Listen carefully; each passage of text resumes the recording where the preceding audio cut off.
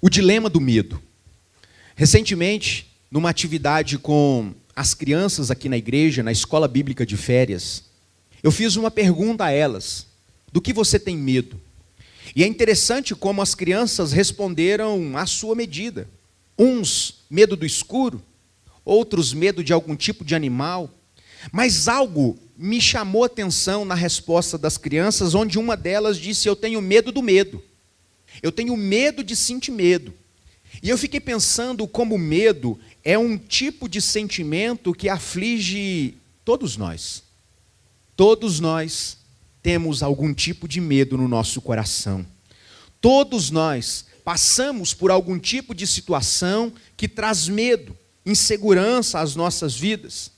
Mas é muito interessante perceber que o medo, ao mesmo tempo que pode nos fazer algum tipo de mal, de maneira patológica, nos paralisar, nos trazer algum tipo de crise de ansiedade, o medo é um sentimento comum que pode nos trazer livramento de situações ou lugares perigosos. Eu explico. Eu tenho medo de altura. Algumas pessoas que já me acompanharam subindo em algum lugar alto na igreja sabem disso. Então, o medo de altura me faz evitar lugares de onde eu possa cair e me machucar. Algumas pessoas têm medo de animais peçonhentos. Eu, por exemplo, tenho muito medo de cobra. Então, todas as vezes que eu me dirijo a algum lugar que é o habitat natural de algum tipo de cobra, eu fico com muito mais atenção.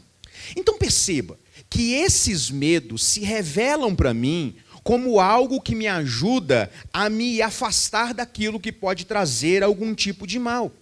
Algumas pessoas têm medo de água, como a minha esposa.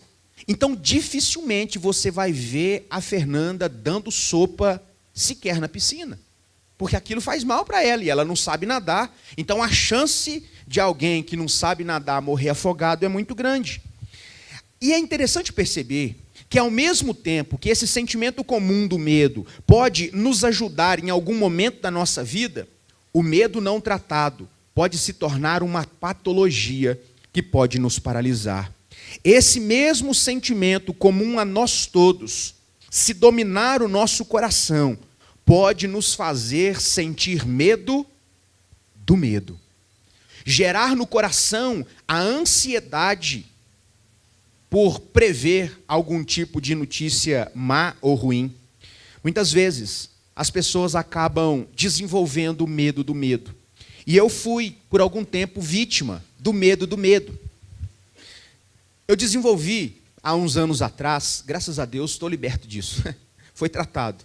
Eu desenvolvi medo do medo em relação ao telefone. Dificilmente você vai ver ou ouvir o meu telefone tocar, porque desde então ele só fica no silencioso. Todas as vezes que o telefone tocava, o meu coração se enchia de ansiedade, por medo de receber uma má notícia. E isso foi se agravando no meu coração a ponto de não mais querer ter o telefone celular. E nessa época eu trabalhava no banco, era, além de um meio de comunicação, um instrumento de trabalho. E era impossível para mim me ver livre disso. Mas o mesmo celular que me ajudava a fechar negócios e bater a meta, trazia imensa ansiedade no meu coração. Todas as vezes que tocava, todas as vezes que vibrava, eu temia por ser uma má notícia. Medo do medo. Muitas pessoas sofrem de ansiedade justamente por preverem a possibilidade de sentir algum tipo de medo. E nesse sentido, irmãos, todos nós somos expostos a esse dilema da vida, ao dilema do medo, entre ter que conviver com o medo que nos protege de situações difíceis, mas também termos que tratar o medo patológico, excessivo do nosso coração, para não sermos paralisados e ficarmos reféns desse sentimento. O medo, então, exige de nós um posicionamento.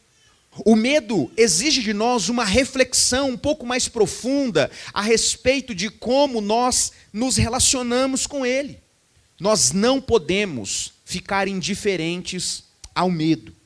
E quando nós olhamos para o nosso texto nessa noite, nós vemos que o texto fala de um homem que teve a sua relação com medo, com a má notícia, com a desesperança, tratada por Jesus enquanto Jesus se dirigia com ele à sua casa.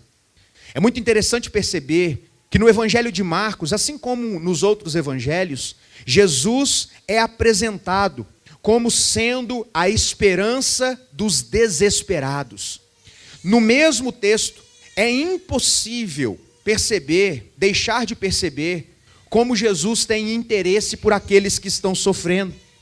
O impossível pode acontecer quando Jesus intervém na situação.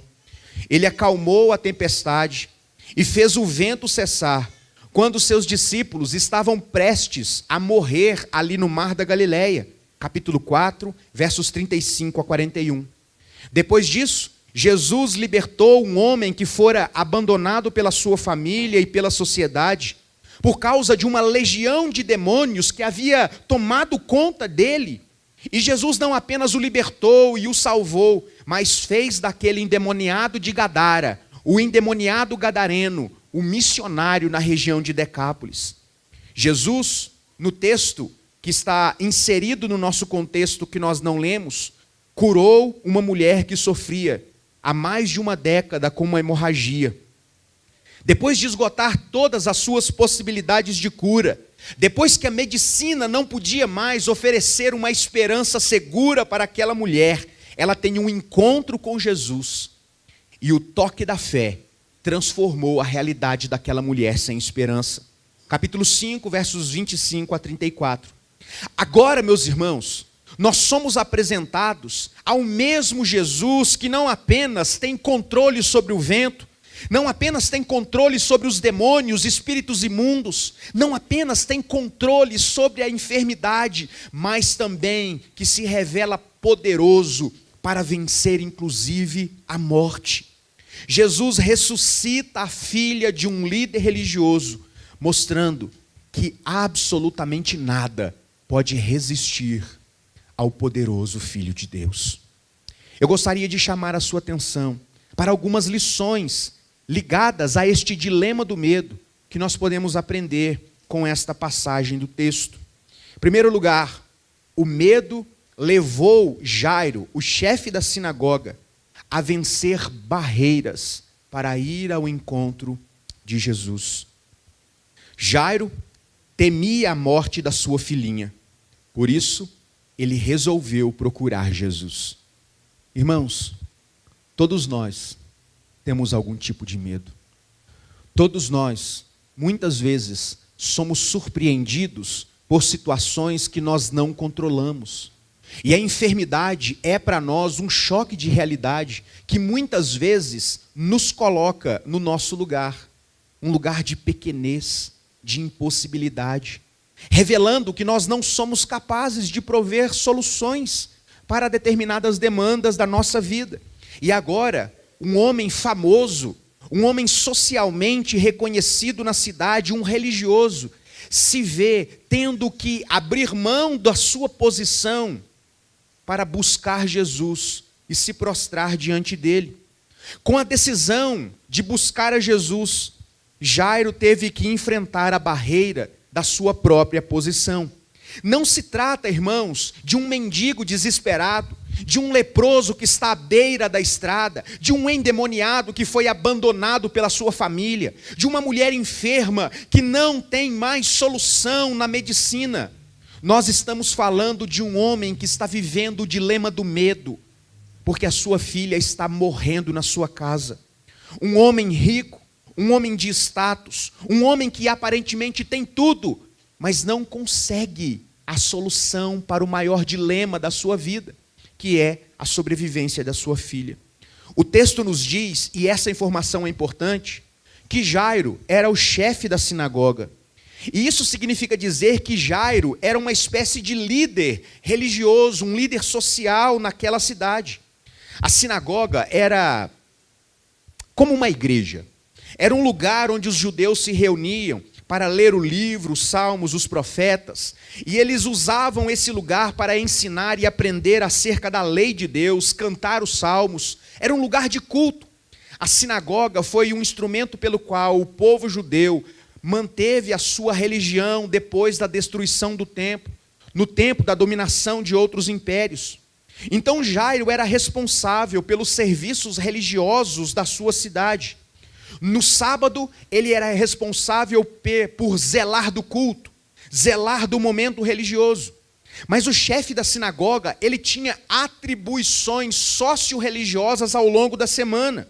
O chefe da sinagoga era também responsável pela escola do tribunal de justiça. De fato, irmãos, Jairo é diferente de todos os outros personagens que tiveram um encontro com Jesus. Jairo era alguém extremamente importante, mas ele teve que vencer o seu próprio status para se humilhar diante de Jesus, para que Jesus pudesse ajudá-lo a vencer o medo. Segundo lugar, Jairo também teve que vencer a oposição dos seus compatriotas, dos religiosos do seu tempo. É interessante perceber, irmãos, que a esta altura, os fariseus, os saduceus, os herodianos já estavam mancomunando a morte de Jesus, e o capítulo 3 parece nos deixar isso muito claro. Capítulo 3, verso 6. As sinagogas pareciam fechar as portas para Jesus, porque eles estavam incomodados com o mestre. E agora, um dos líderes da sinagoga procura Jesus clamando por socorro. Então Jairo é alguém que está disposto a romper com barreiras para ter um encontro com Jesus e ter a sua relação com o medo transformado pelo mestre. Meus irmãos, nós precisamos romper com certas barreiras que muitas vezes nos afastam da solução dos nossos problemas. Muitas vezes nós temos mais facilidade para alimentar o medo do nosso coração do que nos humilhar diante de Deus, pedindo que Ele trate a nossa vida, tirando de nós aquilo que nos paralisa. Jesus é apresentado como aquele que pode transformar o medo, a desesperança, em fé e esperança. Nós precisamos estar dispostos a buscar a presença do nosso Mestre. Segundo lugar, Jesus vai com Jairo, levando esperança àquele que está desesperado. Jesus então atende o pedido de Jairo, indo com Jairo para sua casa, para intervir na vida de sua filha, levando fé. E a fé afasta do coração todo o medo. Existem algumas lições importantes que nós aprendemos com esta caminhada de Jesus em direção à casa de Jairo. Irmãos, Jesus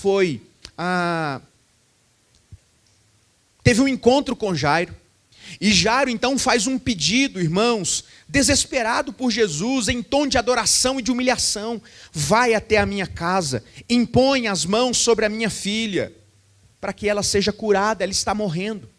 Jesus atende o pedido de Jairo, e ele vai juntamente com Jairo para a sua casa.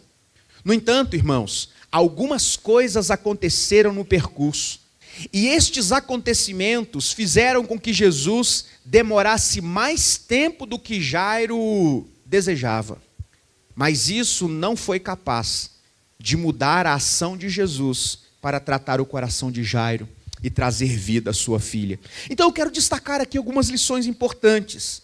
Em primeiro lugar, meus irmãos, quando Jesus vai conosco, nós podemos ter certeza que Ele se importa com a nossa dor. Eu tenho batido nessa tecla.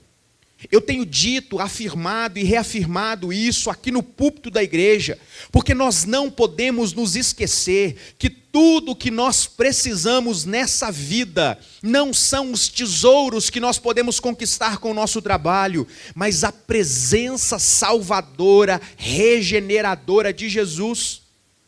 Meu querido irmão, nós podemos viver sem muitas coisas. Nós podemos ser privados de saúde, como é o contexto da nossa história.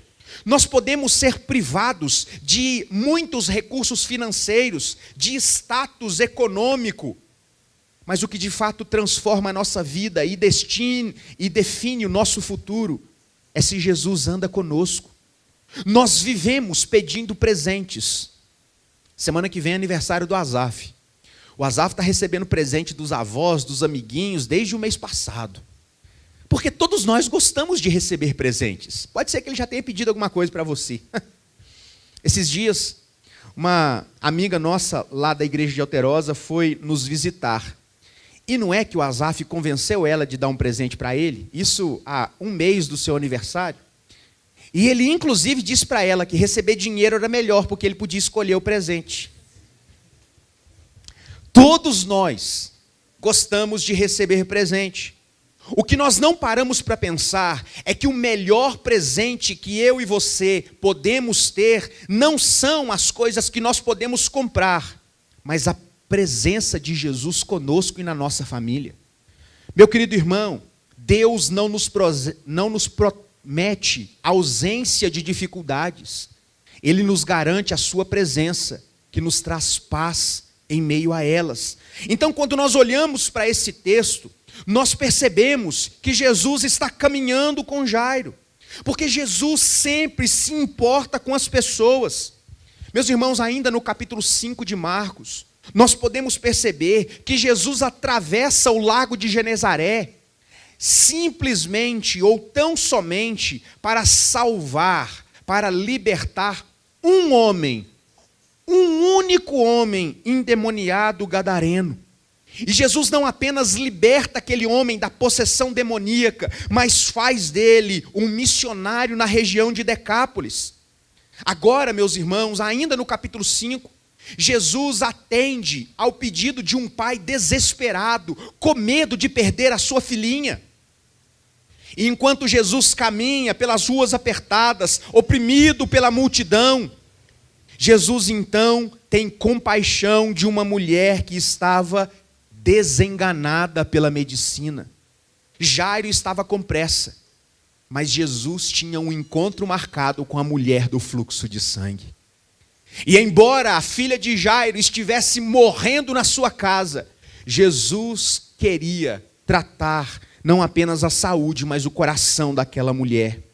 Agora, Jesus está caminhando em direção à casa de Jairo, e eles recebem a notícia de que a filha morreu.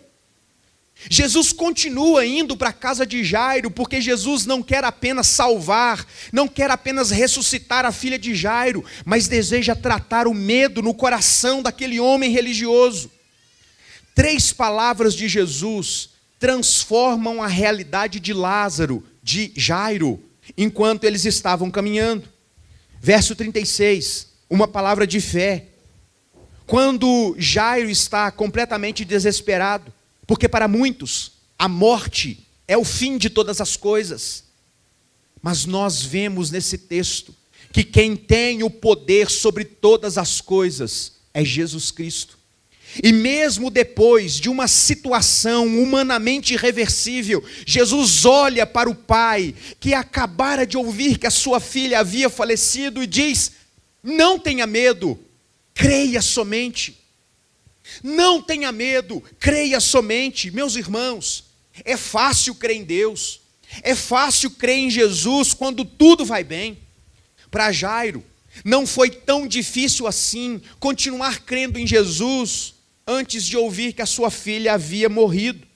Mas agora, a desesperança, o medo parece ter tomado conta do seu coração.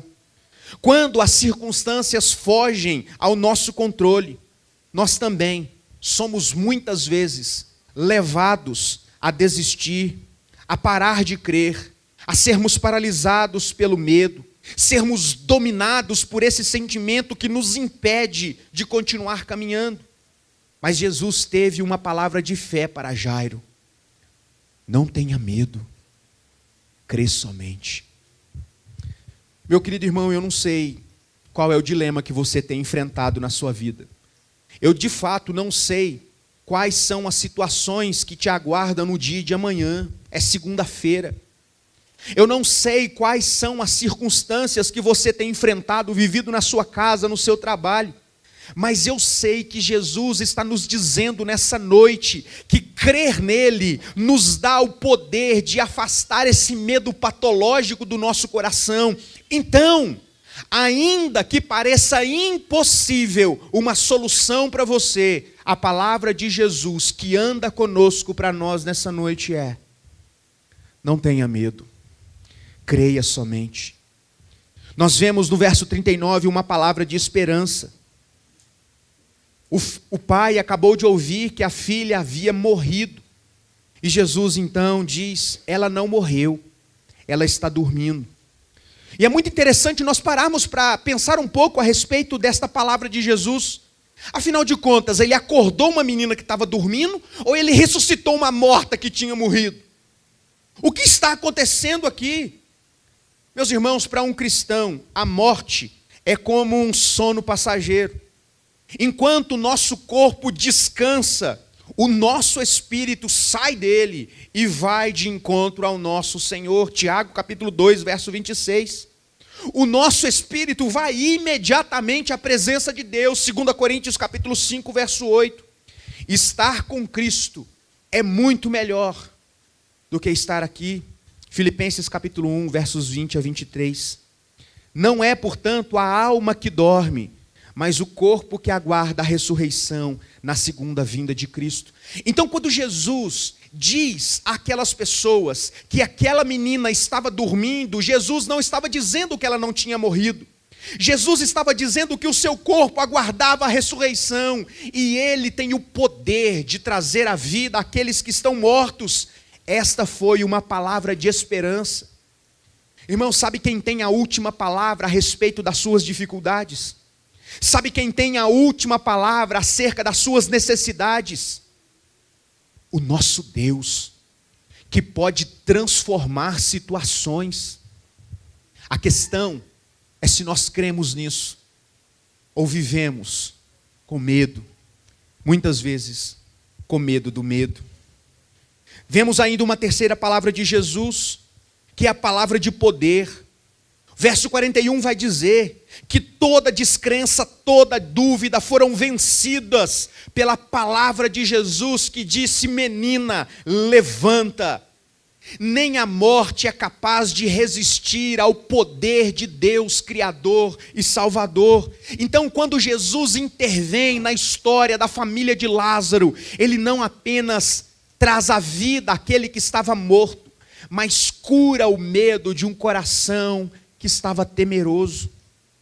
Em segundo lugar, quando Jesus vai conosco, os imprevistos humanos não podem frustrar os planos de Deus. Enquanto a mulher com hemorragia recebia a graça da cura, o pai da menina, que estava prestes a morrer, vivia um inferno. Se coloque no lugar de Jairo. Você quase pegando na mão de Jesus para ver se andava mais rápido, querendo chamar um Uber X, um Uber Black, sei lá, um táxi para ir mais rápido. E enquanto Jesus se movia lentamente por causa da multidão, Jesus simplesmente para e diz: alguém me tocou. E eu fico imaginando, irmãos, o coração daquele pai aflito, sabendo que a qualquer momento a sua filha pode morrer. Os discípulos então perguntam para Jesus: Senhor, as pessoas estão te empurrando, nós estamos aqui apertados. E o Senhor pergunta: quem me tocou? Imagine, irmãos, o que passou na mente de Jairo. Possivelmente, irmãos, Jairo tenha pensado: nós estamos atrasados, nós estamos perdendo tempo demais discutindo quem tocou, quem não tocou em Jesus. É muito interessante, meus irmãos, que nesse contexto, Jesus não estava apenas tratando aquela mulher que estava enferma, mas Jesus estava tratando o medo e a ansiedade no coração de Jairo, para mostrar que aquilo que muitas vezes acontece na nossa vida, os imprevistos humanos, não são capazes de mudar os propósitos de Deus. A demora de Jesus aqui é pedagógica. E eu reconheço, revestida de algum sofrimento, para um pai que está amedrontado, aflito. Algumas vezes, irmãos, na nossa vida, lidando com os nossos próprios dilemas de medos, nós sentimos que Jesus parece estar atrasado. Certa vez os discípulos já tinham esgotado toda a sua força, todo o seu conhecimento de navegação. Não foi possível de livrá-los de uma terrível tempestade, quando eles estavam atravessando o mar da Galileia. E já bem de noite, quando já não havia mais condições para se manterem ali, e o naufrágio era questão de pouquíssimo tempo, Jesus aparece andando sobre o mar, e o naufrágio que era inevitável é transformado em grande bonança, porque Jesus agora estava no barco. Jesus aparece andando nas proximidades e transforma a tempestade em tempos de calmaria. Quando Jesus vai conosco, nós não precisamos mais sofrer com medo do medo, sofrer com medo das más notícias. Meu querido irmão, se você sofre disso, eu me solidarizo com você. Eu ainda tenho algumas dificuldades, mas textos como esse me fazem pensar no cuidado perene de Deus, contínuo de Deus. Eles estão nas proximidades da casa de Jairo, e então vêm alguns mensageiros, costumam dizer o mensageiro do Apocalipse, é o portador da má notícia, é sempre a pessoa que parece desfazer os nossos sonhos. Quantas vezes nós temos que lidar com situações assim, onde as pessoas só conseguem enxergar aquilo que está diante dos seus olhos, e elas dizem: Jairo, pare de incomodar o mestre, a sua filha morreu. Agora, para estas pessoas, parecia ser tarde demais, não adianta mais continuar caminhando, não existe motivo mais para continuar insistindo. Na visão dos mensageiros, o medo tinha vencido, e a esperança havia se afastado. Certamente eles pensaram: só existe esperança para quem está vivo, agora para quem morreu, resta o juízo. A causa, de fato, parecia perdida. Jairo agora está abatido, amedrontado. A última faísca de esperança parece ter sido arrancada do seu coração quando recebeu a notícia: a sua filha já morreu. O mundo certamente desabou sobre a sua cabeça. Contudo, meus irmãos, é nesse momento de aparente desesperança, é nesse momento, quando o medo parece vencer de maneira abrupta, de maneira descomunal, é que Jesus intervém na vida, no coração de Jairo, dizendo para ele: não tenha medo, crê somente. É importante destacar como, na perspectiva de Marcos, os milagres não são resultados, a fé não resulta dos milagres. Os milagres, na verdade, são resultados da fé. Marcos parece fazer sempre questão de mencionar que os milagres operados por Jesus não eram simplesmente aquilo que fazia brotar fé no coração das pessoas, mas era, na verdade, a consequência da fé que eles tinham no coração. Adolf Paul, ao comentar esse texto, diz: é exatamente quando a fé se torna ridícula, ou seja, quando não faz sentido continuar acreditando, é que ela se torna ainda mais séria. Continuar crente, mesmo quando isso parece não fazer sentido. Continuar acreditando que a presença de Jesus é suficiente, mesmo quando nós nos sentirmos abandonados. Na hora que os nossos recursos acabam, Jesus nos encoraja a afastar o medo do nosso coração, nos dando a fé. As más notícias podem de fato nos abalar, mas elas não abalam o nosso Senhor e Salvador. Elas podem pôr um fim nos nossos recursos, mas elas nunca terão o poder de colocar um fim na ação de Deus na nossa vida. Certa vez, Jesus disse a Marta: se creres, verás a glória de Deus. As nossas causas irremediáveis e perdidas, nas mãos de Jesus, tem sempre uma solução. No meio da crise, a fé precisa sobrepor as emoções. Certa vez, C.S. Lewis ele disse algo interessante: o grande inimigo da fé não é a razão, mas as nossas emoções. Quando nós somos dominados pelos sentimentos e ficamos paralisados, impotentes, deixamos de crer.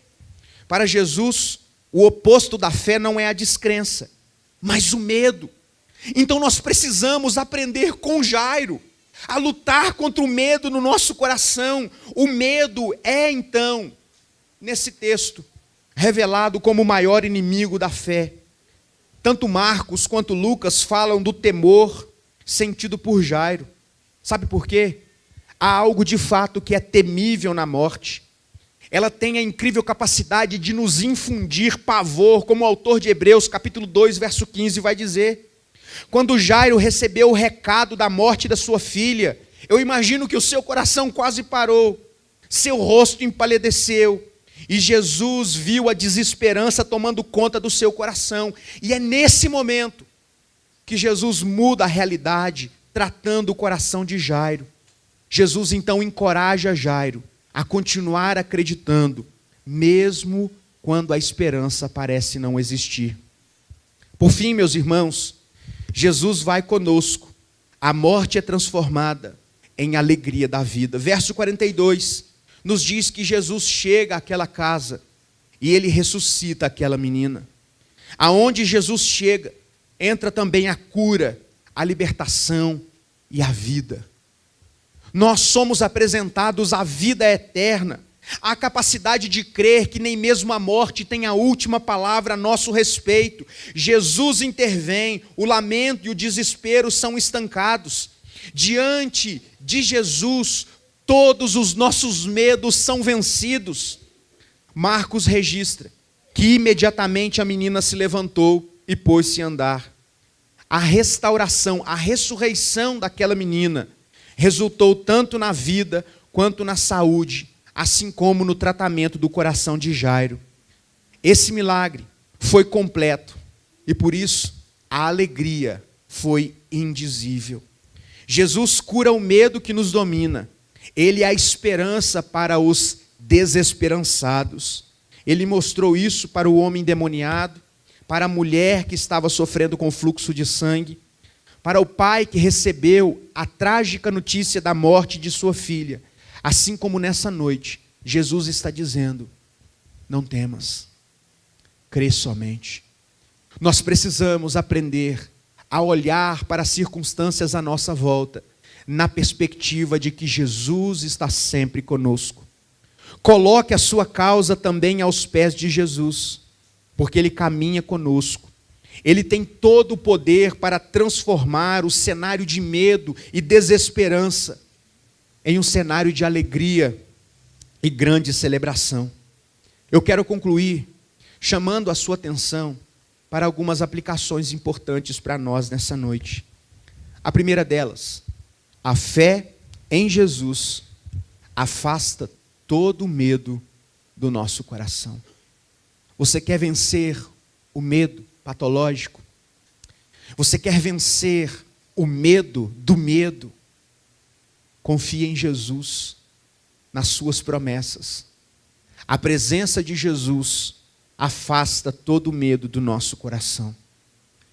Em segundo lugar, guarde isso no seu coração: Jesus nunca chega atrasado. Embora Jairo pudesse, quando recebeu a notícia, ter se entristecido por Jesus ter demorado mais do que ele gostaria no trajeto, o texto nos diz que, embora Jesus tenha demorado mais do que Jairo gostaria, ele nunca chega atrasado. Deus sempre intervém nas nossas vidas, do jeito certo, no tempo certo. Talvez você está clamando, orando a Deus há tanto tempo, e até esse momento nada parece acontecer. Mas tenha fé, tenha fé. No tempo de Deus, Ele vai agir. Jesus pode fazer aquilo que para você é impossível. Nós estamos falando, irmãos, da ressurreição de alguém que havia morrido. Nós estamos falando de um Jesus, de Deus, que é capaz de vencer a morte.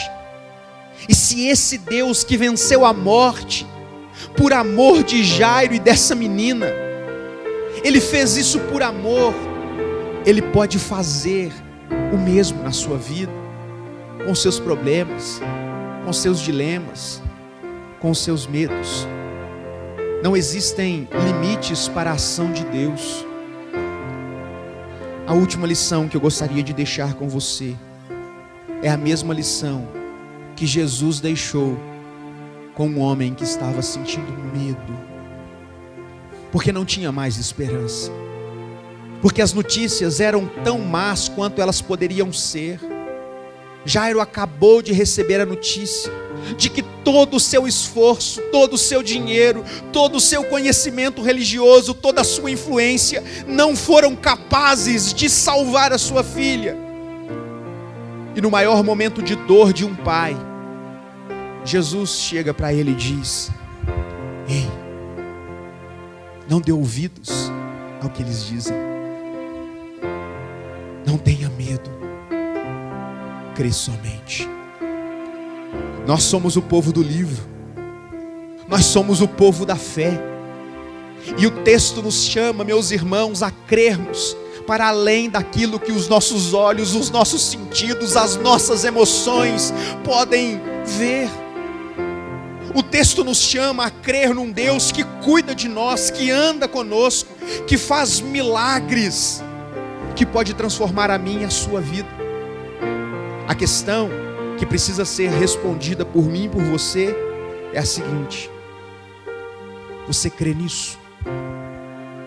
Isso é verdade para você? Porque se sim, se nós cremos, Jesus está conosco, e por isso nós não precisamos temer.